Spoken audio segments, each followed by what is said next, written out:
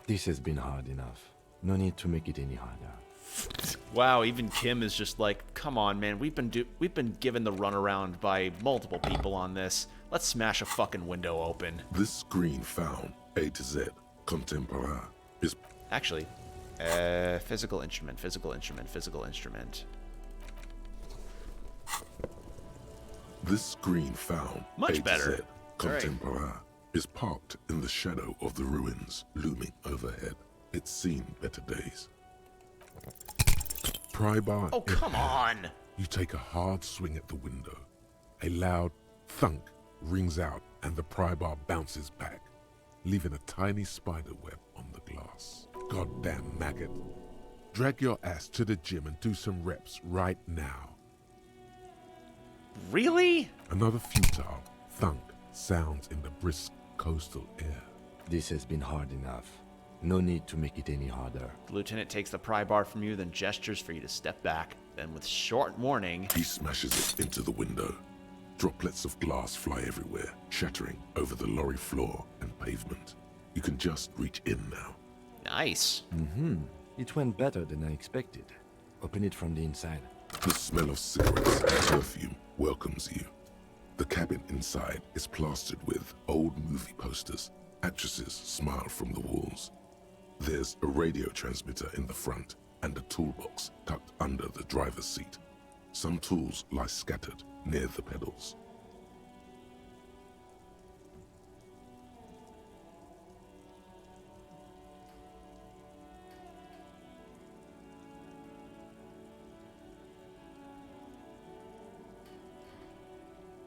There's something odd about the passenger seat.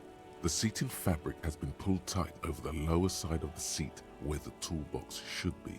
Admire the posters. These are movie posters featuring starlets from long-forgotten films from the 20s, the teens, even the 90s of the last century. One of them particularly catches your eye. A centerfold of an ingenue attached right above the back seat. Ingenue? There's definitely perfume in the air. It's spicy, with a hint of amberette, wafting through the bitter air of the cabin. What's that smell? What's that smell? The remnants of a sweet juniper-scented perfume. Probably Grenade No. 5. Study the centerfold. The actress is draped in a sheathed dress, one of her shoulders bared. The faded remains of an autograph run across the poster. She's looking past the camera. Enough with the posters. The actresses and the rear actor all smile you a warm goodbye. A radio transmitter is attached to the dashboard and a toolbox sits under the driver's seat. Examine the radio. Looks like the frequency dial is absent. It requires a key to work, but the key has been removed, likely by the missing lady driver. Strange. There are so many radio stations saved here. Must be over 100 at least. It has to be an advanced model to fit so many frequencies next to each other without blending them together. What about the Speed Freaks FM? Is it one of the saved stations here? No, that's on 78.9. Raise your eyebrows. What? I happen to have committed the frequency to memory. I have no problem admitting that. Aww. Why would anyone need so many radio stations other than this is the person that found the frequency where we got the tape from Titus? For contacting an entire fleet of lorrymen, for example. This is all shortwave, UW and UKV. Looks like we are dealing with an impressive organizational tool. The nerve center of a huge operation. With quite a range too. A 20-kilometer radius at least. Perhaps extended by an attachable antenna that's not here right now. Is there anything we can do with the radio? Doesn't look like it. It's completely inoperable without a dial key. That's the ghostly actresses and the rusty toolbox under the driver's seat and the oddly bulging seat cover. Check the pedals. You wedge yourself under the steering wheel to get a better look. Seems like the few tools lying around here, a hammer, a pair of pliers, a rusty wrench, have been casually thrown there by the disorganized driver. But one odd detail does catch your eye. A piece of sandpaper has been glued to the throttle. Sandpaper adds extra grip. Looks like the driver has glued a piece of sandpaper to the throttle to offer some extra grip. Sandpaper? A novel technique? The sandpaper would also rub off the pattern from the driver's right boot sole. Yes? Do the honors, he thinks. Connect it yourself. One of the footprints at the crime scene had an aberration. One sole was smoother than the other. Which means that the missing lady driver was present at the lynching.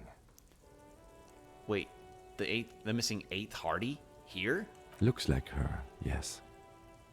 And she's also one running the drug trade? What a handful. Now we know for certain who's the missing 8th person at the lynching. Do you think that Hardy and his boys could also be involved in the drug operation? I think the entire union is involved, maybe even all of Martinez. Not necessarily. The lady driver could have kept this drug trade for a secret. This would fit what Joyce told us, but I don't want to make any assumptions. Understood. We should still go and see what Titus has got to say on the matter. Are we finished with the lorry? The movie stars are still smiling from the walls. The radio transmitter sits on the center console, and a faint smell of perfume is in the air. Pull out the pull-out toolbox. The metallic drawer slides out from the seat. It's empty, except for a folded newspaper. It's an issue of Périphérique from last Wednesday. A piece of paper falls out from its pages. Paper? It looks like an article ripped out from a radio enthusiast magazine. Complex mathematical equations explain the basics of something called the ULAN frequency system. The ULAN frequency system? I've never heard of that before. I know of FM, AM, UKV, but... Push it back in. Pull the toolbox slides back into its nest. The rest is as it was. Posters, a radio, dust on the windows. Peel off the cover of the passenger seat. Voila! A stack of neatly folded papers has been stashed behind the seating fabric. You see 3 maps depicting a large metropolitan area. It's Revachol. Some of its routes and highways have been outlined with a pen. Bonne prise. Fold open the topmost map. This large map displays the elevated motorway called 881. The intake leading to Martinez is marked with a blue X. There's another X on the off-ramp at a place called the Old South. Toll booths at the intakes are marked with a circle. It looks like there are scant few ways of getting onto the elevated motorway that runs over Jamrock, and this person knows them all. There, hundreds of thousands of motor carriages roar on the 881. High above the mass of brown and red roofs, that is Jamrock. The commuters don't even look down. The world ceases to exist outside the windshield. Where does the road lead?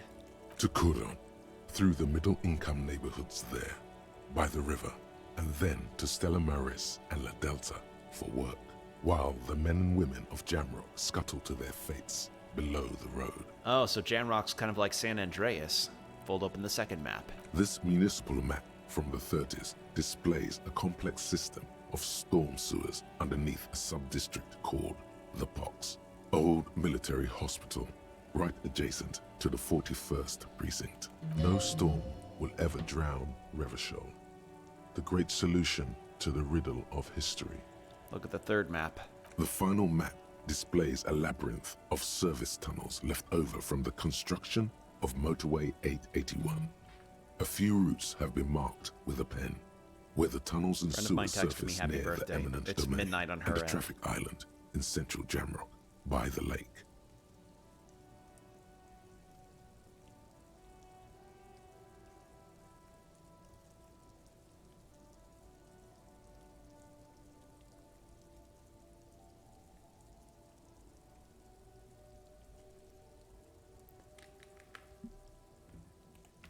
These service tunnels were probably used during the construction of the foundation beneath the motorway. What does this all mean? It means that the smugglers are secretly using the motorway to transport their goods and materials. They've infiltrated East Motor Tract, most likely. The RCM patrols most of these auxiliary roads, though apparently not all of them. Where does the contraband end up? Hard to say. This distribution network looks certainly large, yet still vague enough. It doesn't reveal much about the Besmerti behind it. Besmerti? It sounds vaguely familiar. The Besmerti is a Revacholian crime syndicate, They see themselves as the inheritors of the 14 Revacholian Indo tribes, but really they're just violent gangs vying for control on the west side of Revachol. With cool names like La Puta Madre and Aura Masta. It's a dark parody. Well, she's saying it's 12:30 for her, so it counts.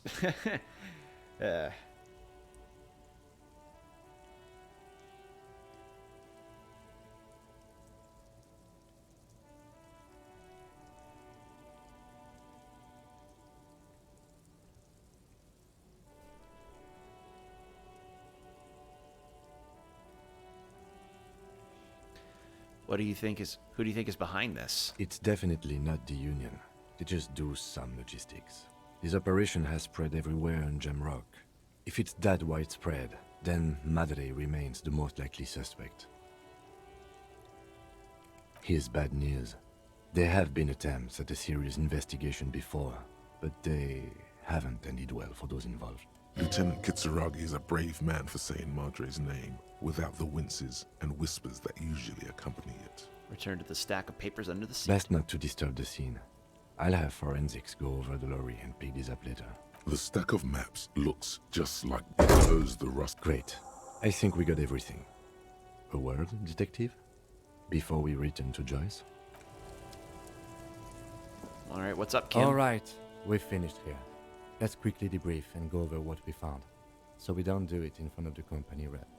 Seems like something police would do. What do you think of all this, Kim? Honestly, I'm quite worried by what we've seen so far. The evidence seems to point to a rather extensive and well-organized operation. I'm especially intrigued by that radio transmitter, particularly the sheer number of stations it can connect.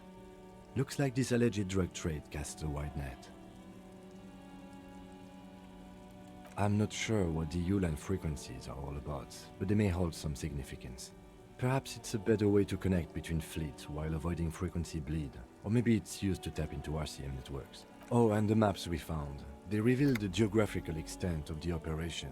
Looks like they've used abandoned tunnels and access roads to stay hidden. This is useful info. And last but not least, it looks like the Hardy Boys knew this driver, as we know that she was present at the lynching. This may be the Union connection we've been searching for. The probe and the case converged, he thinks. This was quite the find. So it turns out this is connected to the Union. Like Joyce told us, yes, logistically. But don't expect to bust this open during our stay here. At best, this is an angle we can use against them, to other ends, as extra ammunition. What about the movie posters? How do they factor into all this? As elegant as they are, I don't think they are relevant to the drug trade. Maybe the trader is some sort of cinephile. Yes, well... unimportant. Will the RCM open an investigation into this? We should return to the murder case. See what Joyce tells us about the lynching. When we are done for the day, I call my station and suggest our narcotics department look into it. There are more than enough grounds to start an official investigation, sometime later when we are done here.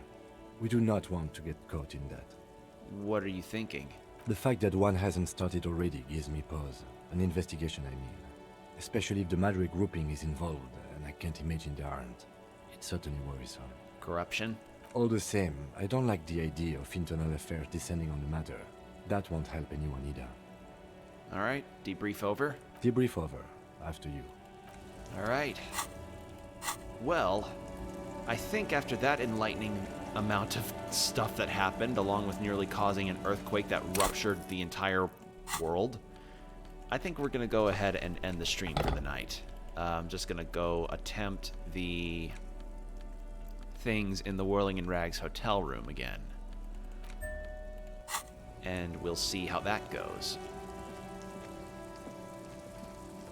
Because I doubt the rhetoric check that I could do with Titus will be any better since I leveled it up, because I couldn't even get the door, and I think even that's a godly check. I can try, or I can at least look. We'll see.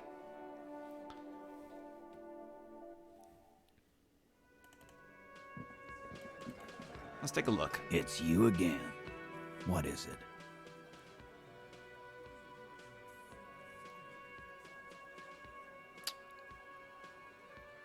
Guess what? I've connected you to the local drug trade. Like hell you have. There is no local drug trade. This place is as clean as a rifle. Go back to Jamrock and ask the local junkies how clean your streets are in Precinct 41 Kilos. We'll do that. In the meantime, did you know that there's an abandoned lorry at the intersection that was used to move raw ingredients for drugs from Terminal B to Jamrock? The person driving it was present at the hanging. It was one of you. We've connected the footprints. Detective, do you want to deliver the coup de grâce? No, do the honor. You've earned it. Thank you. You're right, Titus. There is no local drug trade because it's all controlled by you. You're the drug trade. That's a mighty interesting theory. I guess that's what you would need to do, theoretically. A big, strong, state-run monopoly would outcompete the runts on the street. Yeah, man. Theoretically, that's what you would do. To get rid of the gangs, the dealers, even some of the junkies.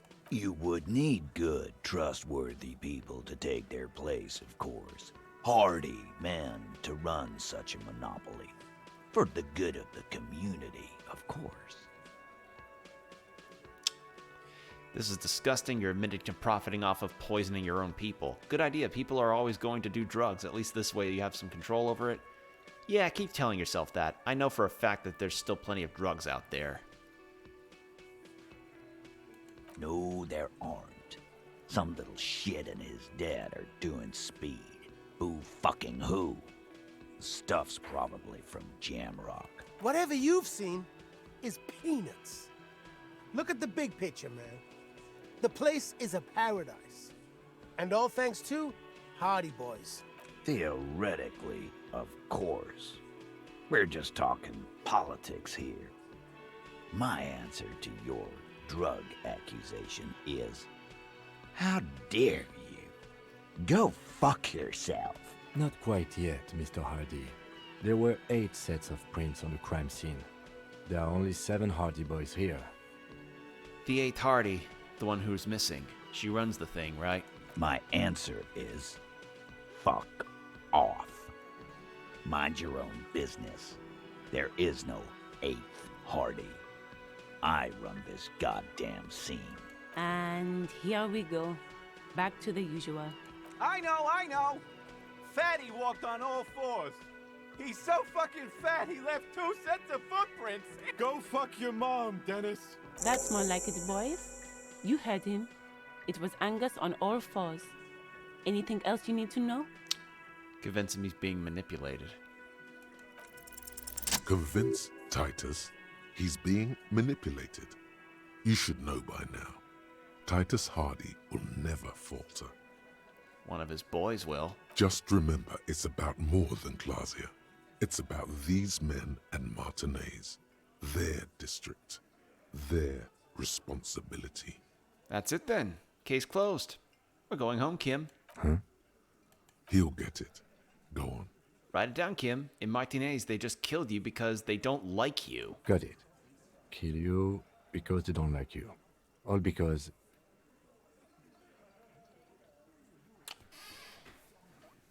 Because he was a mercenary that overstepped his boundaries and worked for Wild Pines.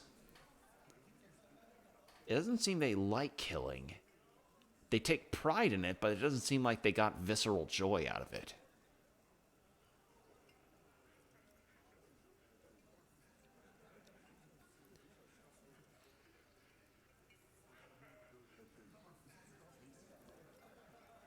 Kill you because they don't like you because you work for the wrong people.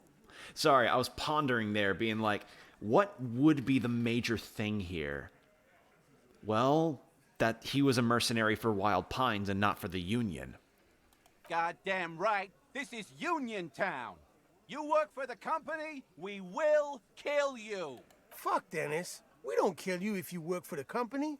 Half the harbor works for the company. Work for the wrong company, and they execute you. They just hang you, like in the Dark Ages. Make a display of your corpse.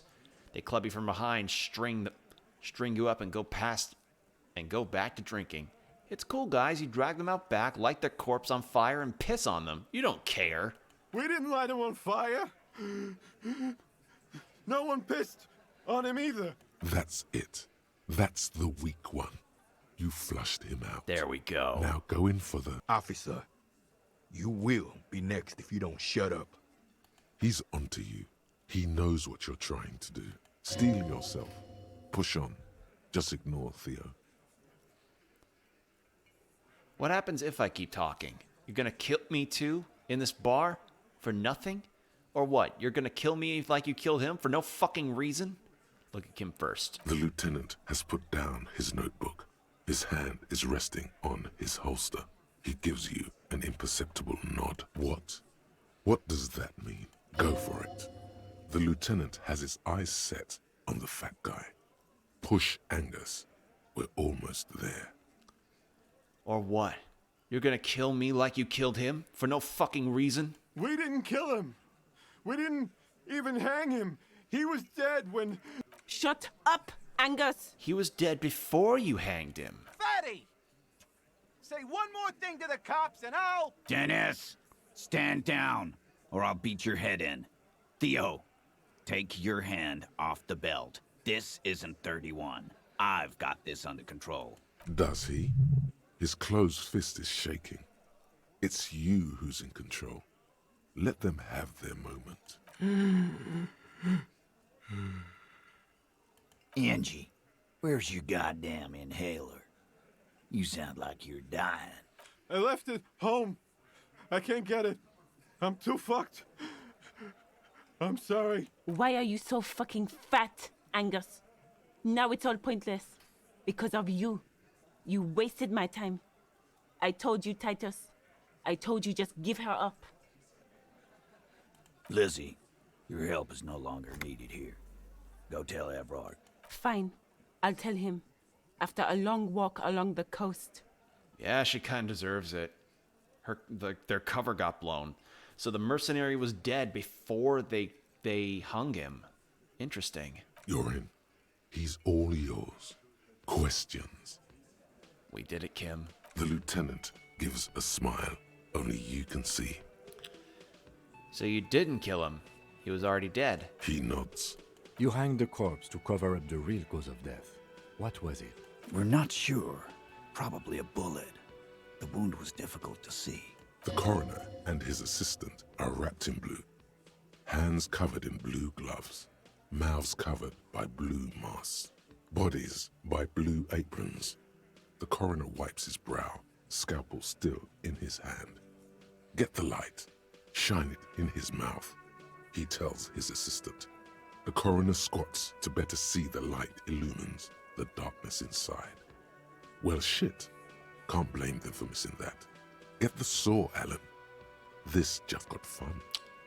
So, fun thing, I watched a bit of Wooly Versus play this game, and he got to the segment where he was doing the field autopsy, and his friend and his co-host Reggie, friend and co-host, was able to make the perception check, and apparently it was a bullet lodged in the brain. I was so pissed because they had the exact same perception percentile that I did, yet they got lucky enough. They got lucky enough to be able to get the bullet out. So yes, it seems like the man shot himself. 'Cause the girls asked us to. They were in some shit. Girls plural? There's another girl? 2 of them? Take note of this. They'll probably say more about her later. Did she kill him? Cop, I have no idea. The girl says she didn't. What happened Sunday night? Classier came down. She seemed really out of it. Drugged up, even more than usual. Bug-eyed and gurning, you know? Not in a fun way. It looked like she'd redosed after something went down. I've seen that look before. She was scared. I knew someone had died. How did you know?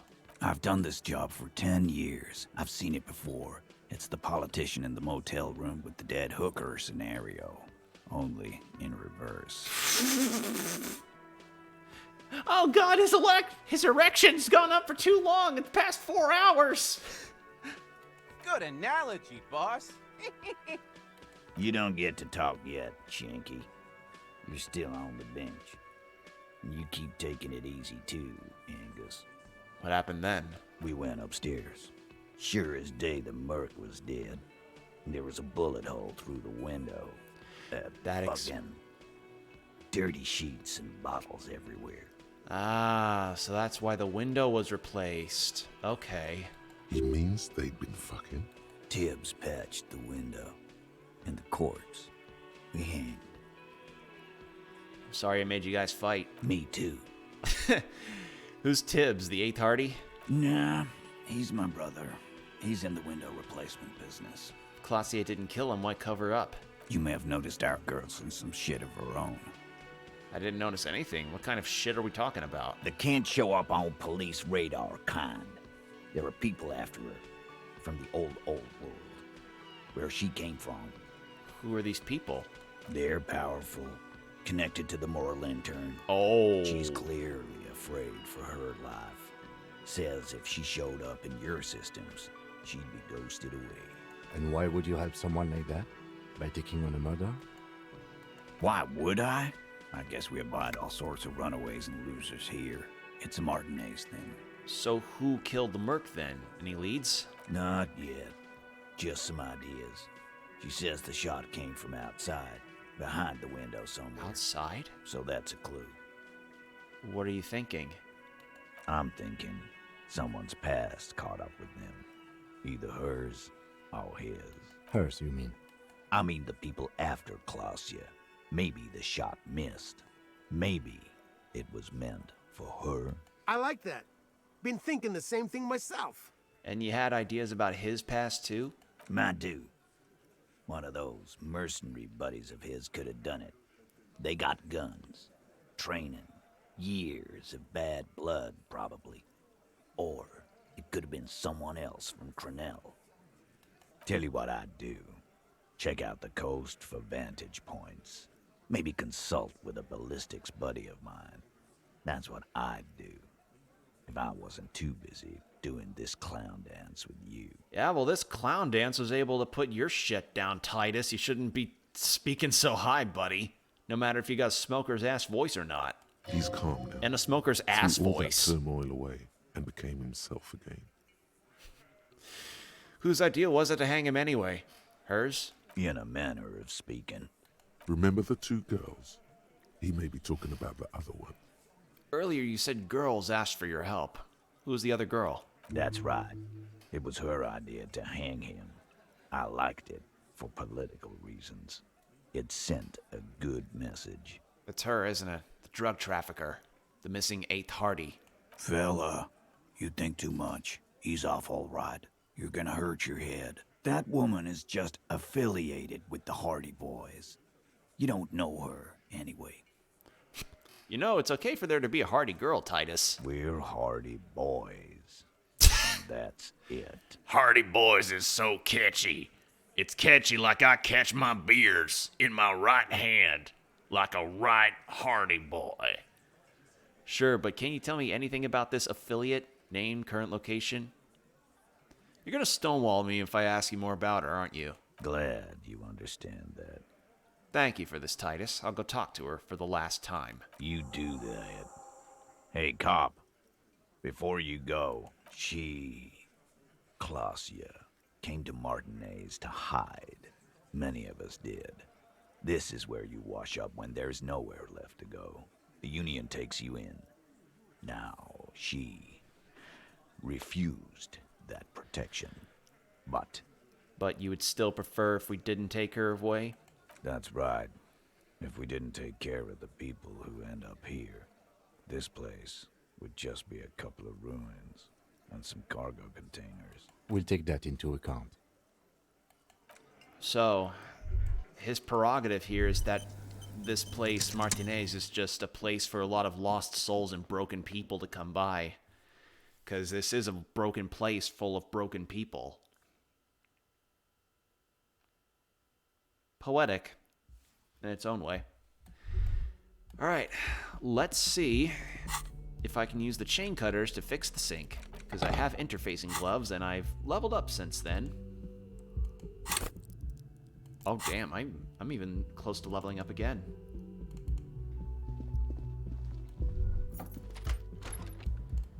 But yeah, like, oh, alright. We definitely did a lot in this stream. A mirror hangs on the bathroom wall. In it, your clean-shaven face, adorned with the expression. You're still not accustomed to it. I didn't think that would work. I didn't think that I could probably do anything with that, even if I hadn't. Can I put on my Dick Mullen hat? A mirror hangs on the bathroom wall. In it, Still nothing. Alright. Well, at least now I have a starting point for next time, so now I can tell Joyce about the drag trafficking.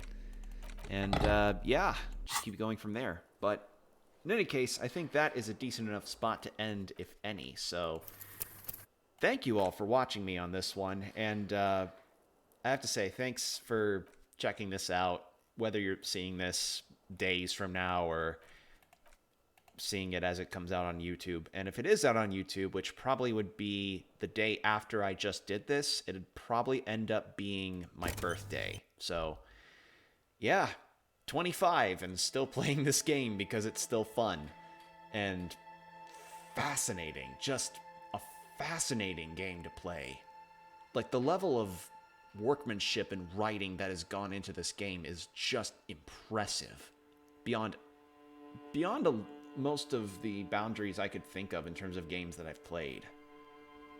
Like, the concepts it's throwing around and the themes it's dealing with, I like it a lot. I really do. So, yeah, expect more streams of this down the line, but I will find some other games to stream. You can bet yourself on that. So, yeah, I hope you all have a wonderful rest of your day or whenever you're seeing this, and I'll catch you guys in the next one. Bye.